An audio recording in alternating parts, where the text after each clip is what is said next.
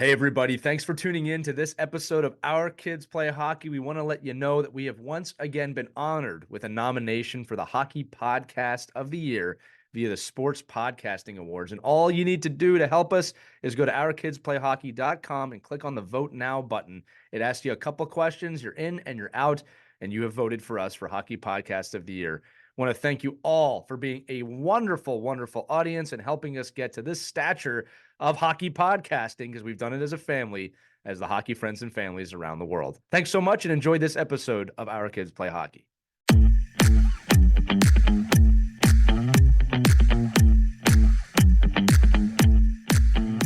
Hey, everybody, it's Lee. Welcome back to another edition of Our Kids Play Hockey. We had a great topic today. Mike and I have a great discussion. It's the top 3 things that organizations should be doing right now to prepare for next season now, late spring, early summer.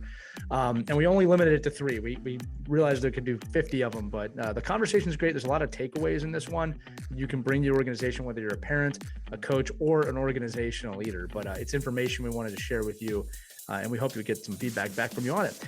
Also, we know it's springtime. We know school's coming to an end soon. We know you got summer reading. So check out whenhockeystops.com and check out the book that Christy Casciano Burns and I wrote, which is all about how kids can deal with adversity in hockey. I've gotten rave reviews for this thing. I'm blown away by the amount of people that have given us feedback about how wonderful it is.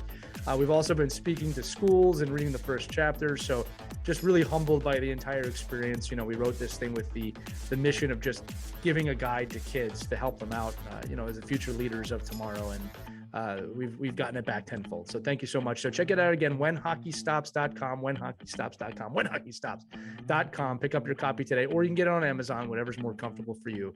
And thank you so much for your support. And without further ado, enjoy this episode of Our Kids Play Hockey.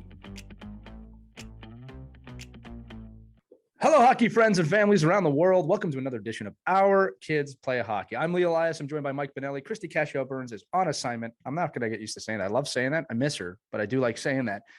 We got a great topic for you all today. It is the off season, so we want to provide some value. And as you know, we're doing a lot of interviews, but Mike and I were together today, and we were brainstorming topics. And the one we came up with, and again, we think there's going to be a lot of value in this for you, is the top 3. We're only going to do 3 things that organizational leaders or organizations can do right now to prepare for this season. So if you're listening to this sometime in the future, it's the end of May. So we're kind of a few weeks, maybe months past the end of the season here. You've got a time to collect yourself, right? All the emotional damage that has taken place during the season has hopefully subsided.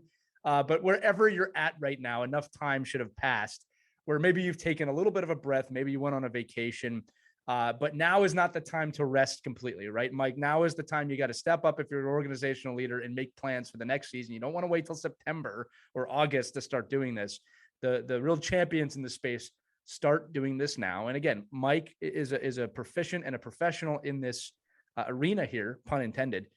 So we're going to go over the top 3 things. And just roll your eyes when I said that. I hope you did. That was he rolled his eyes when I said that, which is good. It's a horrible joke already. Only the best on Monday mornings when we record. So we're going to go over the top 3 things organizations can do to be ready. And Mike, number 1 on your list was how is communication structured within an organization? I think it's a great place to start. We always say that trust and communication are by far the most important aspects to really any team environment. It's not even just hockey. Right. But organizations tend to falter with this. I've got even my own frustrations with that. I'm sure everybody does. But when we say that, Mike, what do we do? What are things that we can do to bolster our communication from an organizational level? Yeah, so I think one of the first things that I do right now, even as a coach, but as an organizational leader and somebody that's working with organizations, we reflect, we look back on, we determine, what were the pros, what were the cons, what did we do this year well, what didn't we do well? 90% of the time, when I talk with organizations about where they faltered and where they slipped and where they might have lost players and where they lost momentum was in the communication. And it's not, and again, if you're listening to this and you could forward this on to your organizational leaders, this is the one, the forward. You can't wait until September. You can't wait until December when things are blowing up. This is proactive communication and understanding that if you can communicate and show parents the trust that they need to trust you, you're going to give them all these tools and you're going to give them all this educational resources.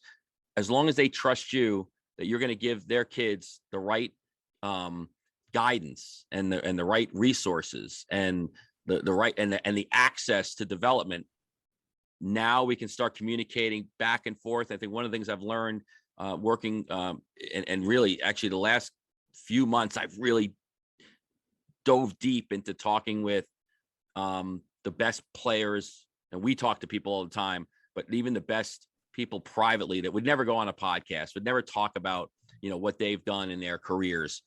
And trust and communication always is the thing that drove them the most. Not that the coach was the best power skating coach, not that the organization had the most games, not that they were in the best league. It was, damn, that I always knew where I stood. I always knew the schedule. I always knew how to, formulate my real life and my hockey life around each other. And I was able to, have a lot of ease, because a lot, as we know, right, when you know what's going on, the tensions can be really controlled and can be lowered. When you get, when you get organizations that don't communicate and you find out on a Thursday, we have 3 games on Sunday, it throws a monkey wrench into your life.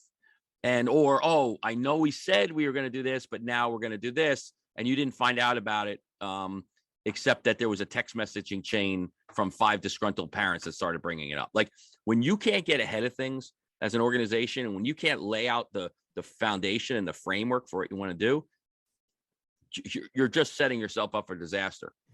Even in good programs, even in programs that, quote unquote, win. Well, look, this is what I'll say. And you and I both work in this arena where we help people with this.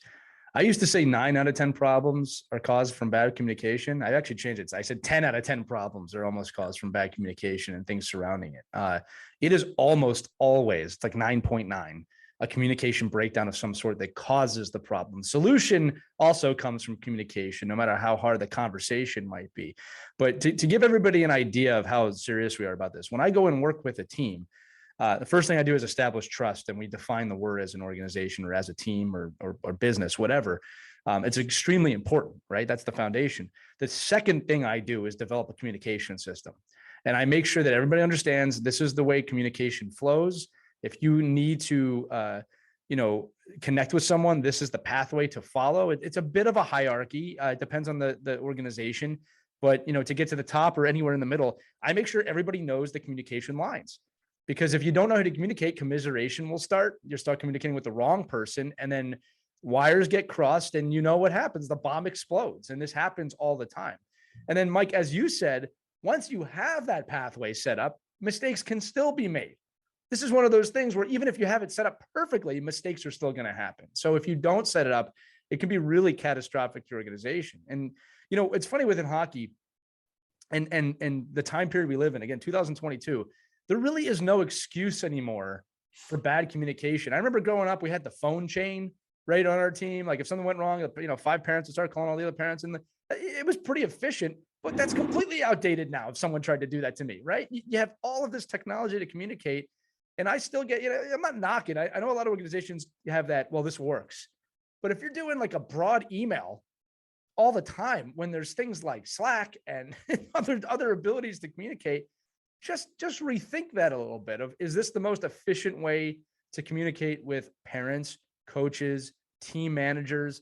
And then are you equipping those people, parents, coaches, team managers, with the tools to communicate even better?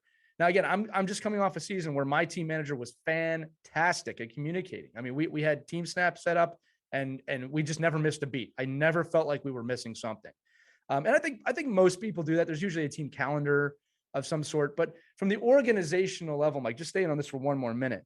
I think that you have to start the season with this. As you said, you don't want to wait till things get bad, and start kind of strict. And what I mean by that is really hammer it home early on in the season, and then let it kind of relax itself as the season goes on, once those pathways are over, because a lot of times it can self-correct. Do you agree with that, Mike? You can't wait with this stuff. You got to have a plan right at the start. Yeah, and it can be, it could be a little maybe heavy, if you want to use the word heavy-handed, at the beginning, that there's like a strict policy, like, but so when I think about communication, and I think about what you do, Lee, and I think about, mission statements and building programming and doing all that neat stuff. That to me is, by communicating properly, you're also building culture. So if you say, listen, you've been all issued practice jerseys. One of the pieces that we do in this organization is that we all maintain that we wear our organizational practice uniform.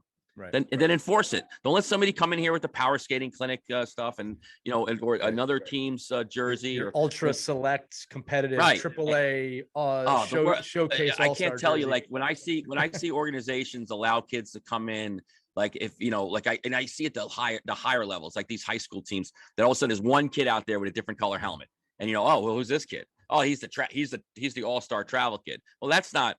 To me, that's not culture. That's not building teams.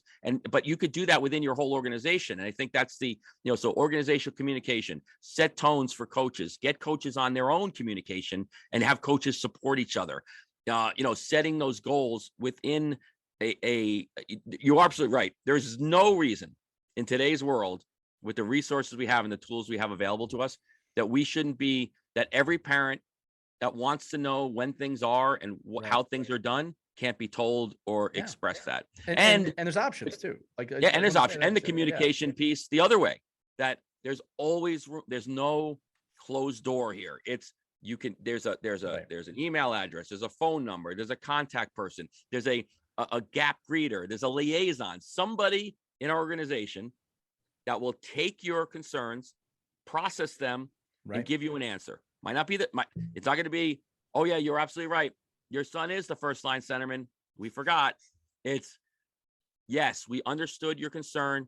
We get that there's a school dance on Friday night and maybe we have to move practice. And so everybody, that's the two-way communication piece. That's the piece where you say, we as an organization are here for you, and you can support us. Right. And we work together. Right. There was a statistic last night that came out at an event I was at, that the former NHL executive, coach, mentor, teacher, scout made a great point, right? That and the course of, your time with your kids in hockey, you have them for 6%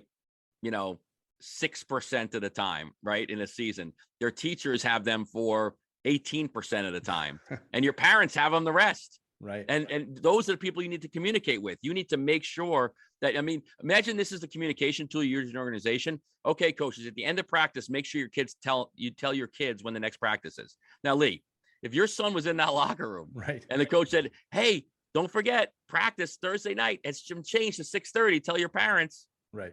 Do you really think that information? You're going to get two kids doing that. That's it. And you already know who those kids are. If you're a coach, you know exactly. Right. So I think that whole communication piece is that is where you solve issues and actually move forward. Because if you communicate well, you can set the groundwork to saying, okay, all this is fixed or this is stable. Now let's branch out and do these other really neat things. And I'm going to expand upon this one more time. And this is the action items that organizations can do. We talked about it. Research the technologies that are out there for you to communicate. It's not hard. It's not going to take a lot of time. Find what works for you. We're not making suggestions on use this, but find what works for you, but have something in place for communication. The other thing too is there should be a meeting that takes place from an organizational level where at minimum to all the coaching staff, so they can pass this on at the beginning of the season, that explains how communication should work within a team. Don't skip over that step. All right. Also, parents listening to this, this is a two-way conversational basis. You also have to be understanding, in my opinion, of the organization side of things. One of the things that really upsets Mike and I is when a parent will come and say, well, I'm not coming to practice on Friday because Johnny has this to do. All right. It's incredibly unprofessional at the last minute, I should say. Conflicts do come up. All right. But if you made a commitment to a team or multiple teams, let's maybe sit down in the beginning of the season and say, hey, my kid is on 14 different teams. And this is what's going to happen. Now, I think that's crazy if you're doing that, but set up that communication basis with the coach. It is, in my opinion, parents, in my opinion, it is incredibly unprofessional to go to a coach who's dedicating their time, all right, and just say the night before practice, oh, he's not going to be there tomorrow, she's not going to be there tomorrow because we have something else going on. All right, I'm going to say it again, conflicts come up, but this is why organizations, you need to make this kind of known on your teams of, look, communication should flow easy. If you have a conflict, try and bring it up to head coach ahead of time.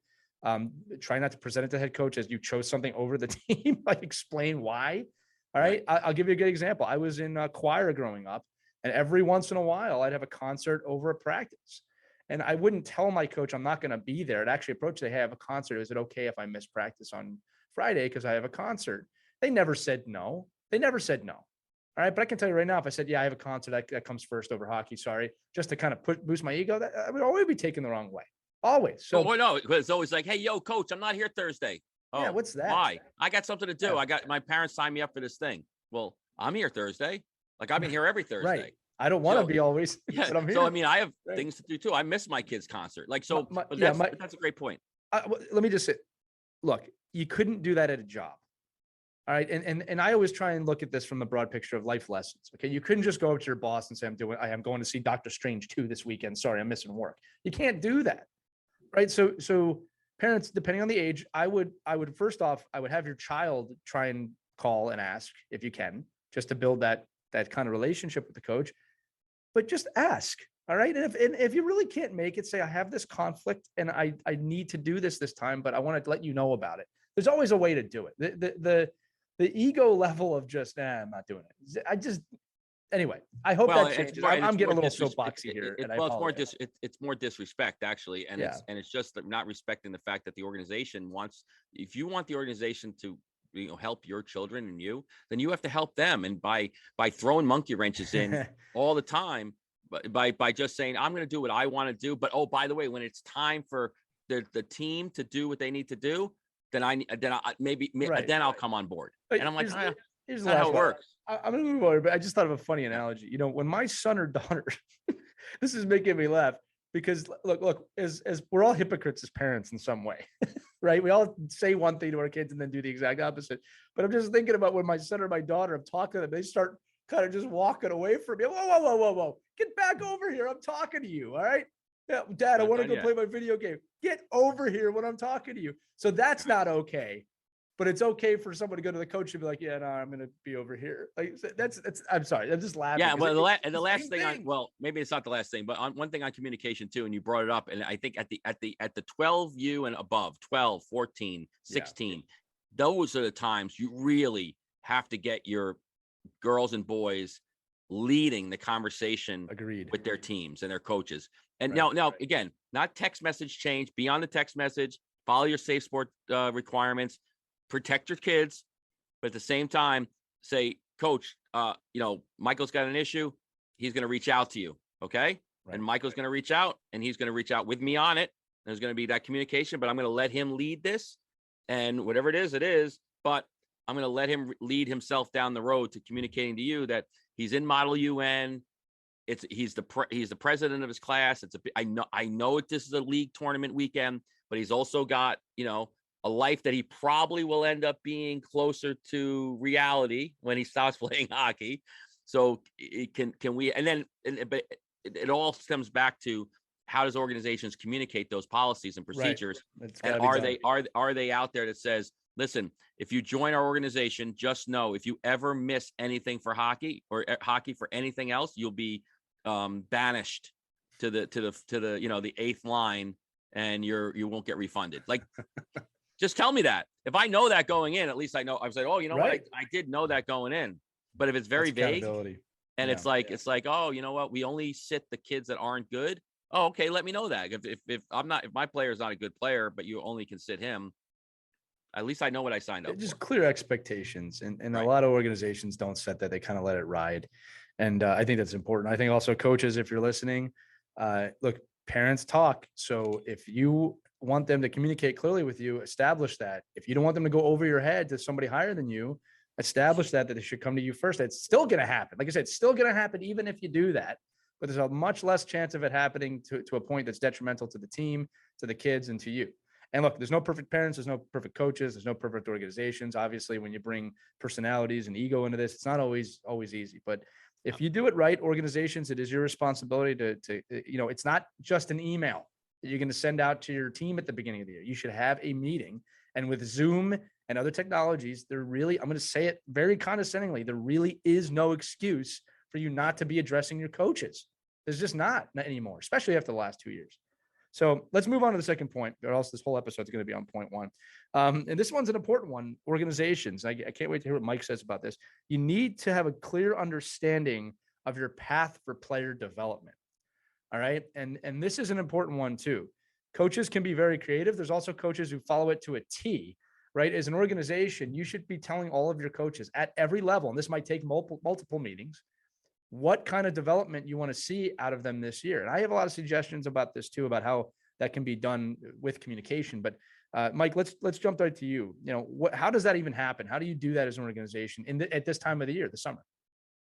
Yeah, well, and it's the best time of the year. This is when you lay out your development path, right? You lay out a very clear message that on certain days of the week, we're going to be doing like block skill development activities. Other days of the week, we're going to be doing off ice, athleticism training.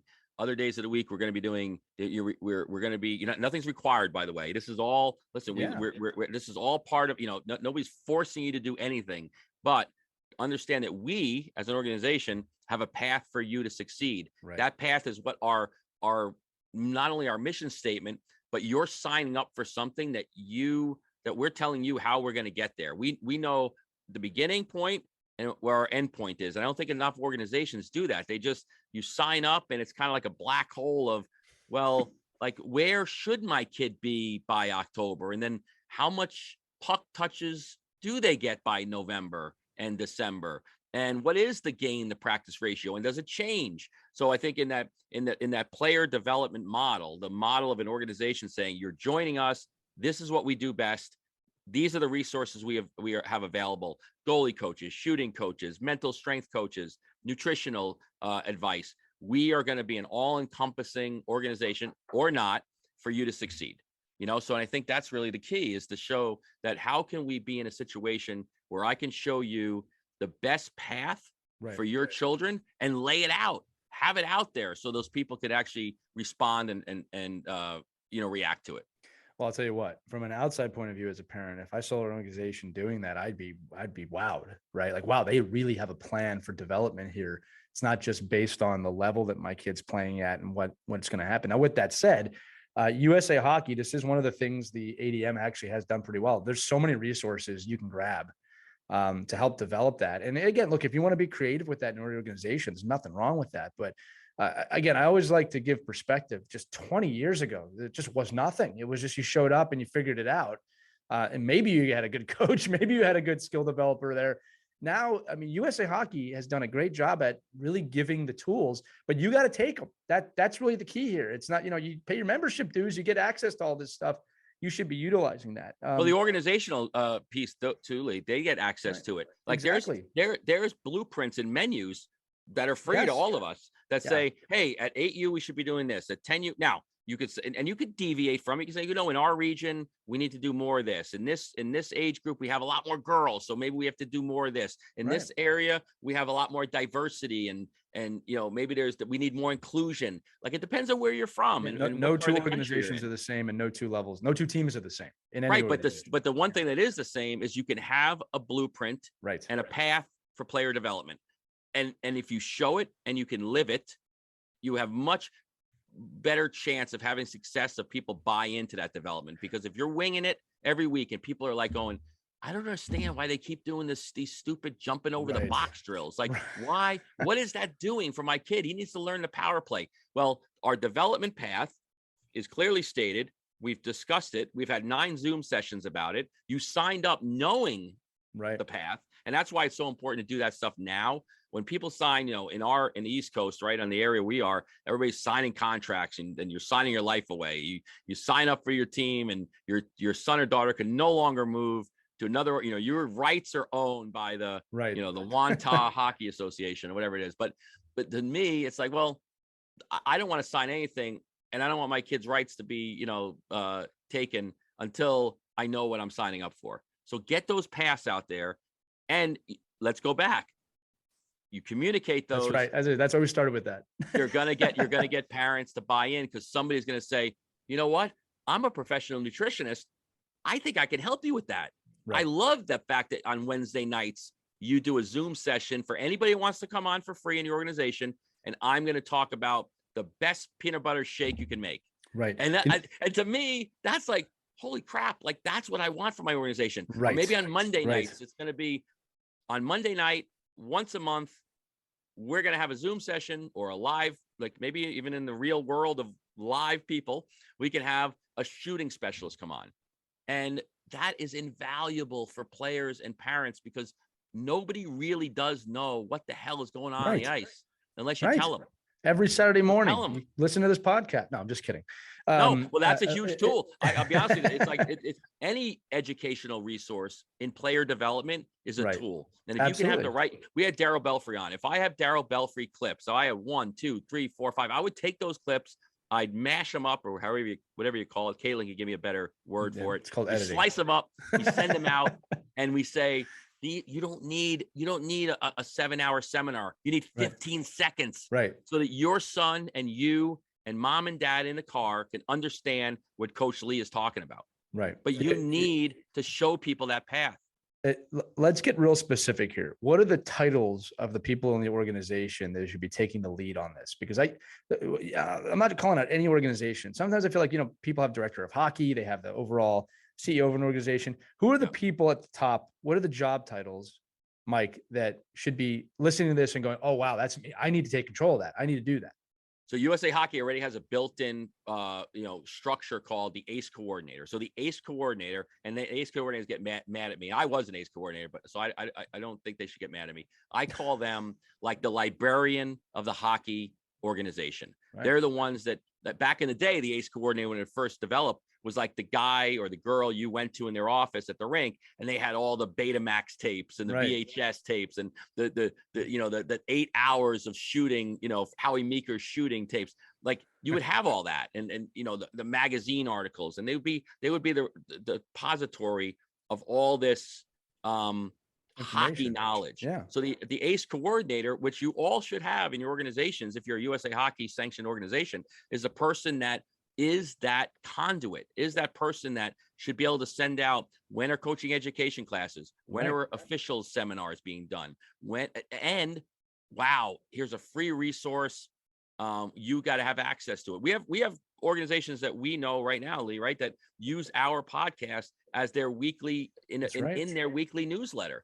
And because some people aren't going to go search for the podcast, but if you give people all this information in one place, they're more apt to be like, I'm on the train, throw my iPad on and listen to the podcast. Like, and maybe I can't listen to an hour and a half, but I can listen to 15 seconds. This is another two-way thing for the ACE coordinator of, as a coach at any level, if I need something, first I should look for it myself. That's always something people don't do enough. But second is, hey, I really need some good information on 14U breakout strategies. Right. And what should they be knowing at this age? Not what do I want them to know? It's what should we be teaching at 14U? ACE coordinator, what resources do you have? And the ACE coordinator should have those already set. Right. So I think that's a great point of, like it's like Google, but it's a person you can talk to. Right. And you always, and they're the ones that, in a lot of ways, they're the ones sitting on you don't want 190 people in your organization sitting on a Zoom call.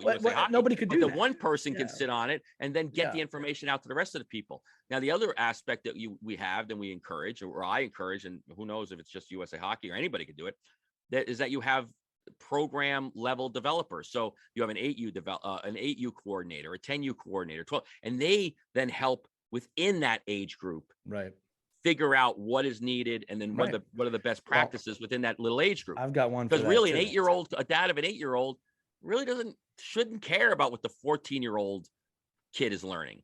They should learn where they got to get to, but that's just like, I don't need to know what the left wing lock is. I need to know why I have 2 edges on each skate.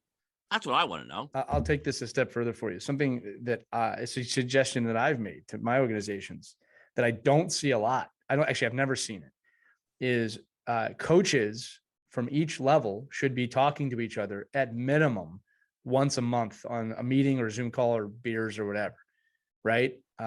In my life, so this is not organization based. I'm not basing this on one place I've been. In my life, I have never seen an organization where the coaches from all 3-4 teams within a level, or 5 or 6, meet to go over what went well, what did not go well, wins, losses. Within my own companies, Mike, we do a thing called operations and intelligence. Every single week, we go over wins and losses, what we're looking forward to. things we can learn from each other, especially losses. The losses are the key. I'm not talking losing in a game. It could be something like, you know what? I yelled at a kid on the ice and I really shouldn't have done that. Right. Yeah. Or I put a kid in a position to fail. We should not be afraid to talk about that as coaches or organizations. So I'm throwing that suggestion out there right now that it would be a little bit much for the organization, the entire coaching staff of an organization to meet. But, you know, Mike coaches, squirt coaches, peewee, bantam, midget coaches, you should be meeting once a month for an hour. And, you know, because the big objection, Mike, is always with all this stuff is, oh, we just don't have the time. We're volunteering. We don't have the time.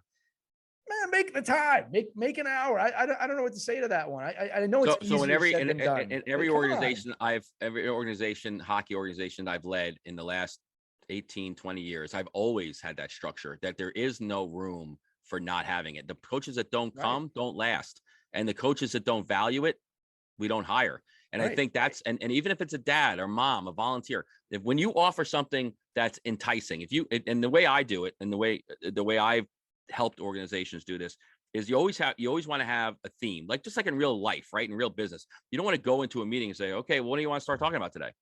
And it just becomes like, well, you could have emailed me that. Like, why the hell am I in here? Like, so then it's the same thing. Like, everybody's coming. We're going to do a seminar on how to use Sport Engine.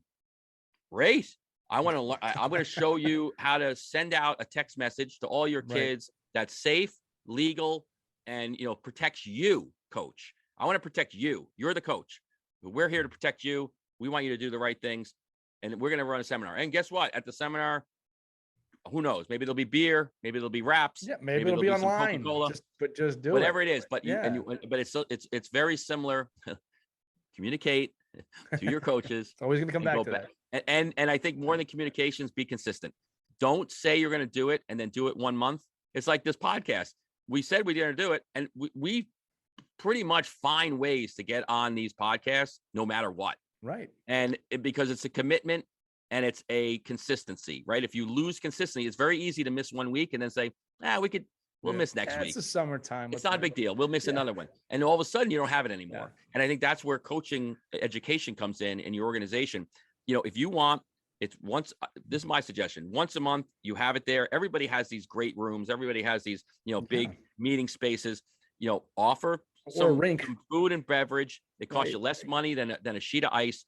Offer a staff skate. Say, listen, we're going to do an hour meeting, and then everybody's going to get we're going to have a scrimmage with all the coaches. It's 11 o'clock at night. If you want to come, those are the best times. I would be at those. Yeah, I would be on. And that's the time to let the frustration out on the coaches. When do these coaches get to play? You don't get to play anymore. You're just coaching.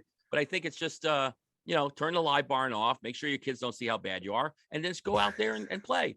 But I think, or let them see how bad you are. That might give a confidence. Let them see how bad you are. But I think it's just that's the piece to me where, as an organization, set up a way to make sure your coaches are protected and educated and then inclusive. Like, I want to hear from my 8U coach about how his little brother on his team is the brother of the kid on my team, that 14U kid, and what he heard in the locker room. I want to know what those people are saying to each other. Well, here's the other thing, Mike. Who these people are in my organization. You can get siloed real quick as a coach if you're not careful. Look, I'm guilty of this at times. Again, even with 8U last year, I was thankful, and I really mean that. I was thankful when I was overthinking things and another coach saw that, or even an organizational leader could see that and say, hey, man, they just need to learn how to skate. Right. Yeah. And I was thankful. No ego there. Like, you know what, man, you're right. I'm glad you told me that. One of the best gifts I got was before Adams. I remember this. I volunteered to coach Adams because it was in the middle of COVID. And I don't know what I'm doing. Do I have to teach them this? Do I have to teach them that? Head of the hockey for organization says, listen, they just need to know how to skate when they leave at the end of this thing. That's it. If they can't shoot a puck, it's okay. You need to teach them how to skate. And I know how to skate. I was thankful for that. And I remember halfway through, I started getting a little bit like, well, if we do this thing on the backhand, they don't need to know their backhands leave. They just need to know they did it the right way. Right. And like, he listened to me when I had ideas, but that type of stuff, you can get siloed as a coach. You can think, hey, I know what's best for my team and they need to learn this. And you do, coaches, you do, but you can't shut yourself off from outside perspective, especially with development. The one thing I want to say to all the coaches listening and organizational leaders, I'm trying to help you here, is that you do not need to reinvent the wheel with development. Be creative if you want to be, but the development model that USA Hockey has created is proven, and it is very, very, very good. And I have seen other development models. It is very good. All right. And you got to have some perspective on that. All right. And again, if you want to know how good it is, look at how many USA Hockey World Championships, World Junior Championships, Olympic level stuff, and professional hockey players have won awards since 2010. It's like a hockey stick chart, right, Mike? It's a dramatic difference in talent development. All right. Austin Matthews came out of the desert. All right. He's probably the best player in the league. And yes, I'm saying that over Connor McDavid. Like, there's a direct line from 2001 to today, right? From where this model has gotten. If you could say whatever, and we've talked about this multiple times in our conversations on the podcast and privately, you can say whatever you want about the organization. The fact is, the discipline to stick to not only the message, but to do the research and then get it out there and push it out to all of these coaches and get people to see that if you just change the mindset of what you're doing, you're gonna just get more kids and they're gonna be more talented. Mike, this is what I always say too. You know that saying, like, you need to do something for 10,000 hours to master it, right? I believe that. I actually believe that. Okay. But this is what I also say to people. If someone's already done the 10,000 hours to master something, start from where they left off and then build your hours on top of it. Don't start from ground zero and start building again. Right. And I see that sometimes. Well, USAD says this, but I want to do this. Okay. Well, do all your research in what the development model has done and then build on it, evolve it. Don't reinvent it. There's nothing better out there, to my knowledge, right now, unless you want to go back to Soviet era tactics in which, kids don't see their parents and, they're in the army the whole time they're doing this. Anyway, let's keep it going, Mike. This is a great conversation. So again, number one, communication. That's going to keep coming back to that. That's why we started with that. To have a very clear, clean, understandable path for player development, for players, coaches, parents, and communicate that. Number three, and again, I'm going to say this again before we end here. There could be way more than three. We're just trying to keep this kind of concise for the podcast purposes today. But it's how to recruit and retain kids to your organization. And here's the thing. Before you even get into this, Mike, if you did the first two things we talk about, I'm very intrigued as a parent. If I come into an organization, I get a binder and it's like, here's all the communication, here's their development. This is how we're going to develop your kid. And this is what we're going to do. It's not just, hey, here, give me $2,000 and I'll develop your kid. I'm already intrigued, right? But there's things you can even do on top of that to recruit and retain. Mike, I'm going to start with this just from a coaching level. There's a saying that I like to say a lot. It's never be a kid's last coach. As a coach, that's your job. Do not ever be a kid's last coach. They should never quit a sport because of you. Now, unfortunately, I've seen this many times before. All right. To my knowledge, I'm not the coach that's ever had a kid quit the game before, but I've seen this happen. I've almost quit before because of bad coaching. So I think the first thing is, from an organizational standpoint, you got to educate your coaches, right? You got to educate them about what you stand for and why they're here. And if they are volunteering, if they're green as hell, I don't care if they've never played hockey before. There has to be some sort of education to the coaches of, this is how we run an organization. This goes back to two a little bit, but am I right in assuming that? Yeah. I mean, if you're in any kind of business setting, right, the work that you put in to your current coaches, not going out and finding new coaches, right? The work that you put into your workforce, your coaches, the people that are on the ground, the people that are on the ice, the people that are leading in the development is your primary goal. Not make coaches happy, give coaches all the resources you can to allow them to be successful and support them as much as you can, because it's so hard to imagine doing all this work on a player. I think that lacks a lot. Yeah, it does. There's no support. Like to me, like there's no, and again, I probably lose a lot of, in my real life of business, I probably lose a lot of business because I bid programming that says, okay, every coach that gets hired gets a coaching bag, and every coach that gets hired gets a whistle, a helmet, gloves, sweatsuit, socks, undergarments. You know, all these things to make them feel like they just joined the greatest team ever, and they're going to then build your greatest team ever. Right. And if you don't, and people are like, oh my God, we can't afford that. Well, can you afford to lose a coach every single year? And by the way, when you lose that coach every year, you lose 18 players. Right. So as you're talking about retention and recruitment, your organization deteriorates slowly. It just slowly but surely. Well, it's not sometimes slowly. Sometimes it can happen overnight. Like I've seen programs in the last 2 months die overnight. Basically go from vibrant to missing gaps, huge gaps of age groups because all it takes is one coach. Look at these organizations that have a guy coaching like 3 teams. Right. He leaves your organization, you're screwed. Right. That guy's taking all those kids. You're telling me he's not saying, oh, we're only 174 miles away. Come on, that's nothing. That's $5.75 for gas. Right. Don't worry about it. That's a good point. It's going to be $6 soon. Yeah. Yeah. I mean, geez, stay home. So I think to me, training, making your coach, and I don't mean training your coaches like in, hey, this is how we're going to teach the breakout. I mean, embracing your coaches. Right.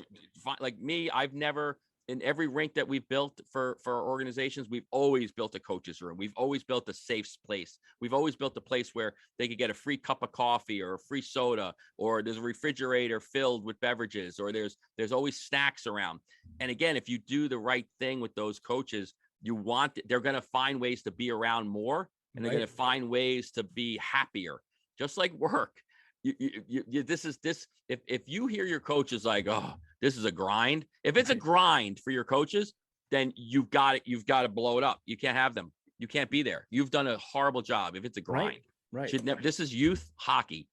And again, unless you're paying, smiling, I don't, it doesn't matter if you're paying your hockey director $150,000 a year, or you got your free, your free volunteer. If it ever comes to a grind, oh my God, I just want to get through this week. Then you can't. Then it's the wrong place to be. I'll say this, just sticking on the coaches for another minute. There's lots of different types of coaches. There's a coach that probably coaches the upper levels. That's been there. Everybody knows his name. That's the coach all the kids want to play for. He's established. She's established. That's good for them. Congratulations. I mean that. I'm not being sarcastic.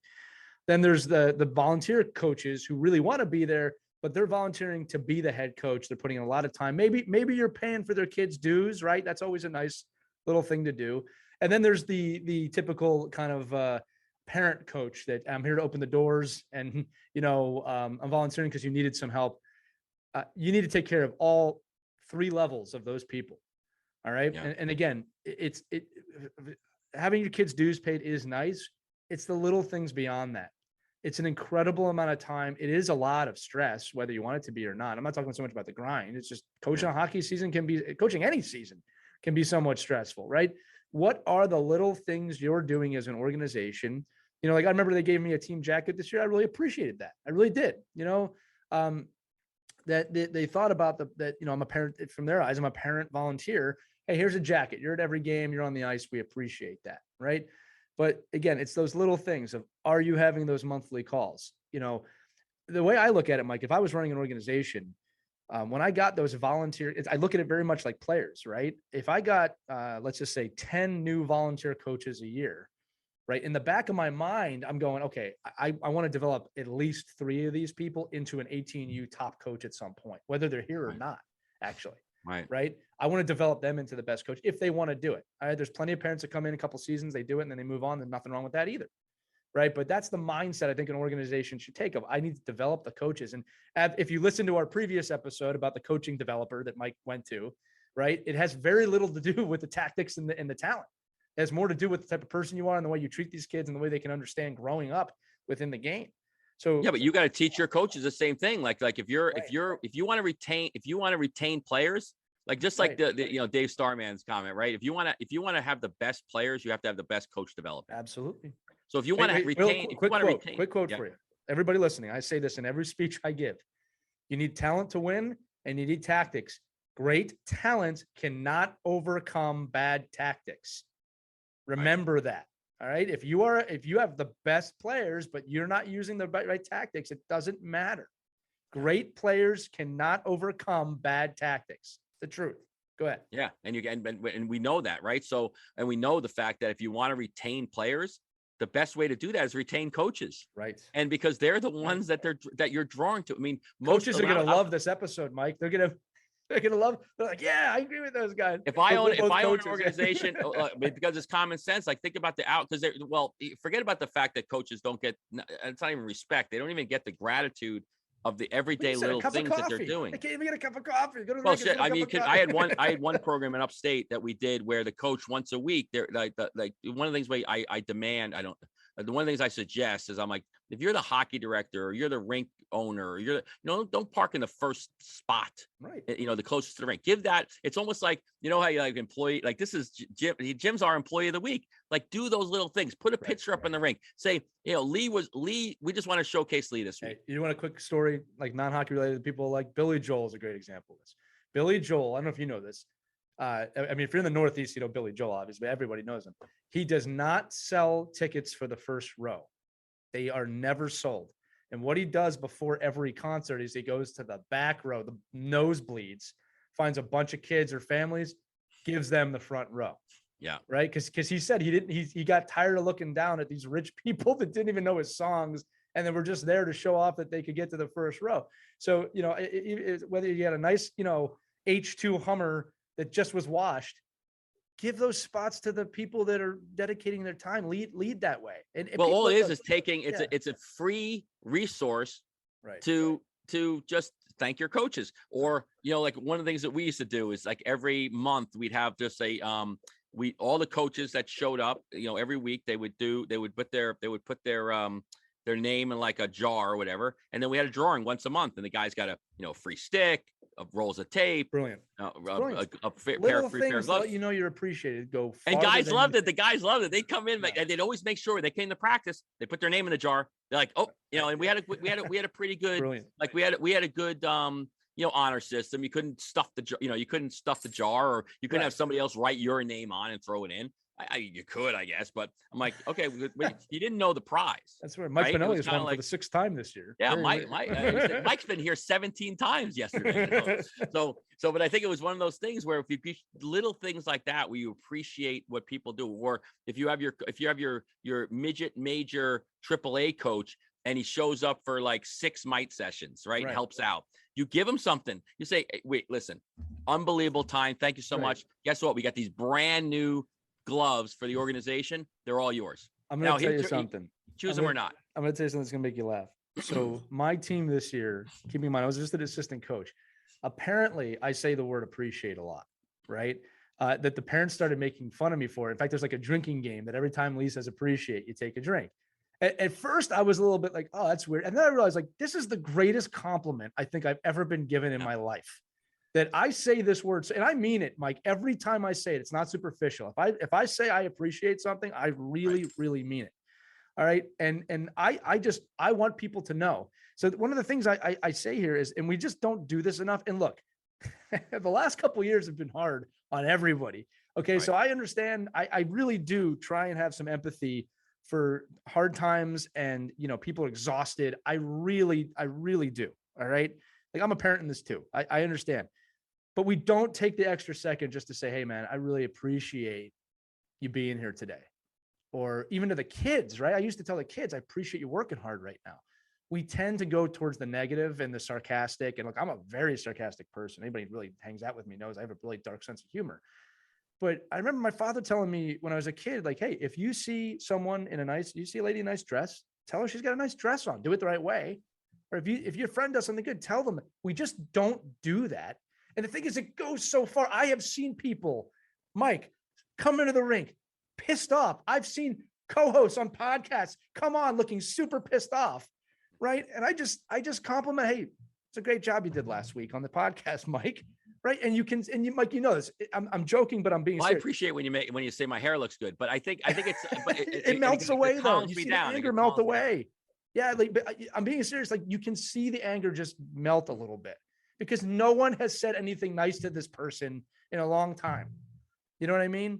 And it's the adage too. We all know this, right? You don't know what's going on in somebody else's life. And I think us as so one of the things I will say about the organizational leadership, when we talked about developing coordinators and having the ACE coordinator, you should really, I know it sounds crazy or stupid, I guess, but you got to have like the coach appreciation coordinator, like, because you forget, like when you're running if you're running huge organizations, it's hard. You're like, oh, I didn't even know Lee was even here anymore. Like, I didn't even know, and you find a way to say, listen, Lee, you're the head of the organization. I need a $600 budget. Can I get $600 to spend any way I want throughout the year to make sure every single coach, like, it's just like we teach coaches how to communicate with kids, right? And we say at every practice, somehow, some way, you've got to make the ability to say something to every kid. Lee, Michael, Jimmy, Tommy, Right. whatever, even just acknowledging the fact that they're there changes your Everything. relationship. Change And I think if you can do that with your coaches and they're in the room and they're like, oh my God, Mike, look what Mike just got. He got free tickets to Billy Joel concert because some parent had him. Because think about all the relationships you have in your hockey organizations. I mean, the one thing about hockey organizations is most of the time they're not lacking for people that have, resources. Right. Leverage those resources. I will tell you, Mike, that a lot of people in my organization trying to give away Flyers tickets this year, and no one was taking them. I can't put my finger. Yeah, but it's the effort. It's the effort to give them away. I know. Maybe, No, I'm just that's joking. like that. And maybe that's a backhanded way of saying it. Hey, I got your free tickets to the Flyer game. Yeah. Like, oh, thanks a lot. Yeah, thanks, man. Why do you put me through that pain for? No. Yeah, why don't you just give me a free cup of coffee? I would have appreciated it more. You're 100% right. Again, we're talking about recruiting and retainment, and we're just talking about appreciating people within your organization. Well, that's how you know, retain, right? If you want to retain coaches, appreciate them, but show them the appreciation, and then find ways to give them great. There's a conference going on right now that I'm sending out emails to everyone. So you really want to appreciate your program, send your 2 coaches to this conference. Right. All expenses paid. They get to go and they get to come back and give it to their organization. And share it. Not right. Like again, high functioning organizations do this stuff. I know there's probably people listening and they're just thinking about, I know that a-hole would never do that. Look, it takes time to build these things up. It's not going to snap your fingers and this happens overnight. Right. But these are the things you got to put in place to do that. You know what I mean? And look, another thing too, just on this topic, organizational leaders, people at the top, I'm sure you communicate with your coaches. If you're not communicating with the coaches, what the hell are you doing out there? But communicate with the coaching staffs. Have the assistant coaches on a call. Like really, you should be scheduling a call at least once a month with the coaches within your organization, just to have a conversation with the staff. Yeah, whether they come on or not is irrelevant. Right. Like if you come on one month and you miss the other month, that's fine. Yeah, have the you call, got to schedule take the time, schedule it. Do it and talk and let them vent. Let them talk about what they're doing wrong. Again, I'm not knocking my organization. I didn't feel like I was asked a lot of, hey, what are you doing well? What's not working outside of the team itself, like my actual team. I would have appreciated that as a. I'm going to say this again, Mike, and people listening. You know my resume. I could have used the help outside of just the head coach and the other assistant coaches on my team who were phenomenal. They helped me out a lot. Right. But it's just like, some of that, it would have gone a long way is all I'm trying to say. And again, I'm not knocking, I got to say this again. I had a really good time last year. Just not knocking my organization. I just think I'm always looking to improve. No, and if you don't take it, like if it's offered and you don't take it, that's on you. Yeah, it's on you. And you know what? And you got to know the accountability of that. You've done your job, but more communication. And Mike, let's just talk again, just briefly about players, because I think we've said it right. If you're running a really good organization, you have strong communication in place, you understand the development pathway, you communicating with your coaches, you're doing things for your coaches, you're developing coaches. The rest should take care of itself. But since we're on the topic from players, because players move all the time, they move all the time to the better organization. I'll start this little piece and then we'll close the episode out with what Nick Saban always says, whether you like Nick Saban or not. He goes, if you've played for 5 different high schools, I do not want you at University of Alabama. I don't want you here because you can't deal with the adversity. Now that's pretty harsh, but he's also right. All right. And I'm saying this as someone who switched organizations a lot. All right. And I'm for multiple reasons. There are times that is correct. I'm not going to tell all the parents listening that if you're switching, you're wrong. All right. If you're trying to leave a rough organization and you're finding a better fit for you and your kid, power to you. But as an organization itself, Mike, right? How should we be looking at this? If you really want to keep kids, in addition to what we've said, what else can you do? Yeah. Well, your point is parents will move and that's their right. And kids won't be happy in every situation. That's their right. But as an organizational point of view, it's your job to put those things in place where it becomes less likely that it happens. Right. So when you and I always use the terminology like, listen, you buy your one helmet, you're going to own it for 7 years. You never have to buy another blue helmet. When you get your breezers, imagine the cost that goes through when a player goes from organization to organization to organization, $600, $700, $800, to re-outfit the kid. But on the retention side, I'm always about because at the end of the day, they're children. Nobody from God knows that this 9-year-old is an elite stick handler and this 9-year-old can hardly skate. They don't know. They just know they're 9. And they're the same kids. They're in the same classrooms. They're in the same, structure. The parents are in the same areas of navigating their children, whether you're a 12-year-old, a 10-year-old, an 8-year-old. So my biggest thing on retention, by far, the best way to retain kids in your organization is to make sure they're together in their age groups as much as possible, bar none. AAA to house league. A 9-year-old is a 9-year-old is a 9-year-old. A 9-year-old can run and do jump ropes and skip through hoops and sit for a movie night and be at pizza day. 9-year-olds can be together, because you know what happens? That people, and if you have a crystal ball, if you're a parent, and you can have a crystal ball and say, oh, my 9-year-old elite AAA player is not that crappy house league kid, although they're 9. You know where that kid, you know where those kids start meeting? Later on. And if those, and if you want to retain, you build community, you build culture, like what you do every day. You build this culture, you build a community, you break down barriers where 9-year-olds or 9-year-olds or 9-year-olds or 9-year-olds. Like an 07 in my world at when he started at 9 is still an 07 at 18. And where are they in the organization? You want to keep them, then make them feel like anybody in the cycle that they're in is close to them, is supporting them, are friends with them, they're not, like, I can't tell you how many, way too many. I walk into a rink and the Pee Wee program has 4 teams and none of those 4 teams ever communicates. Right. And they're all 12. Every kid in that building is 12 years old, 120 12-year-olds. And you're telling me that if I walk into the locker room by mistake at 12 years old, I get like tape thrown at me? Get the hell out of here, kid. You're on the B team. Or like, to me, that's a team issue. But as organization, you've got to make it where every single 12-year-old that walks in that building feels like they're part of the building, feels like they're part of the team. Mike, and that's a great point. Because these kids cycle.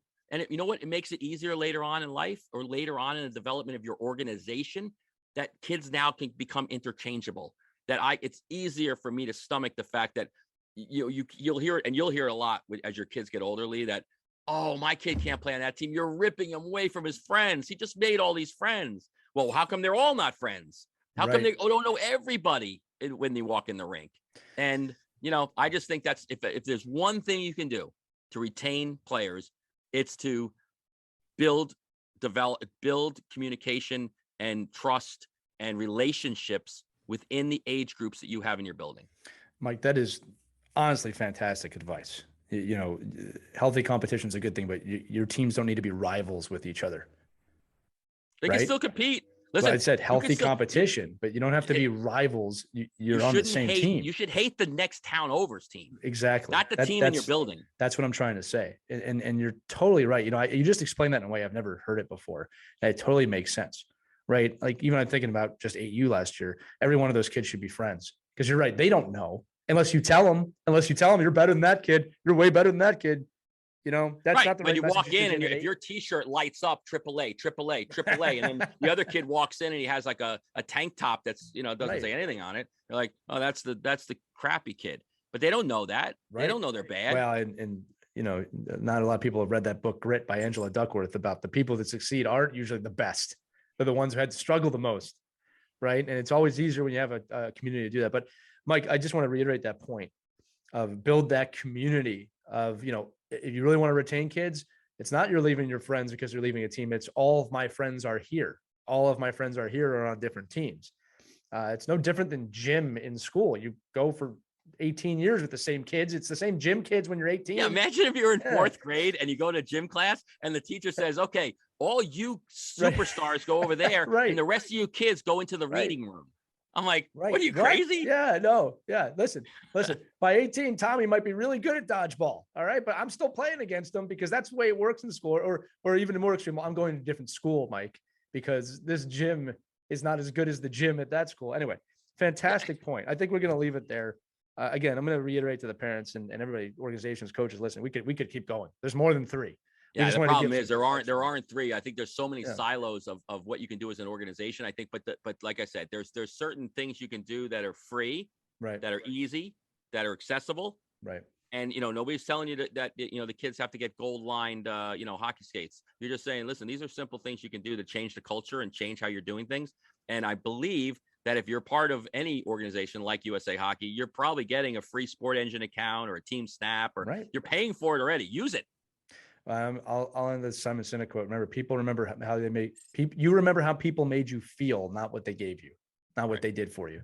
You remember how you feel. If you think everybody here, just take a minute to reflect on organizations you loved or hated. It's the feeling that is still there with you, right? It's not what they did or didn't do. The feeling is what's there. So again, really quick recap.